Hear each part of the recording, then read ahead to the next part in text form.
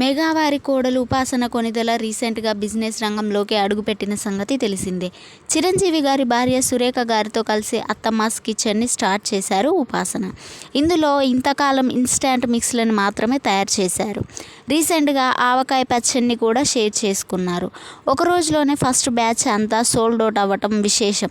అయితే Athamma's kitchen social మీడియాని ఉపాసన చూసుకుంటారు.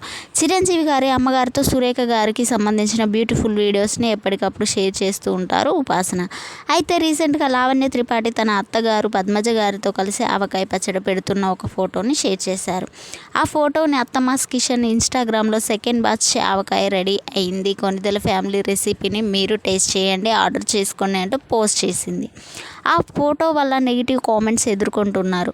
దాంట్లో లావణ్య హెయిర్ లీవ్ చేసుకొని ఉండడం వల్ల పచ్చడి పెట్టేటప్పుడు హెయిర్ కట్టుకొని చేతికి బ్లౌజ్ వేసుకుంటే ఇంకా బాగుంటుంది అంటూ కామెంట్స్ పెడుతున్నారు. దానికి వెంటనే అత్తమ్మాస్ కిచెన్ నుండి రిప్లైతో క్లారిటీ ఇచ్చే ప్రయత్నం చేశారు. వాళ్ళు చేసింది కేవలం పర్సనల్ యూస్ కోసమే. అత్తమ్మాస్ కిచెన్లో చాలా హైజెనిక్ స్టాండర్డ్ మెయింటైన్ చేస్తామంటూ చెప్పారు. దానికి ఈ పేజీ అనేది కేవలం బిజినెస్ కోసం. మీరు ఒకవేళ పర్సనల్ యూస్కి సంబంధించిన పోస్ట్ చేస్తే ఈ వేలోనే జనాలు ఆలోచిస్తారు. మీరు ఇచ్చిన డిస్క్రిప్షన్లో పచ్చళ్ళు అవైలబుల్ అని ఉంది కాబట్టి అది సేల్ కోసమే అనుకుంటారు అంటూ కామెంట్స్ పెడుతున్నారు నెటిజన్స్.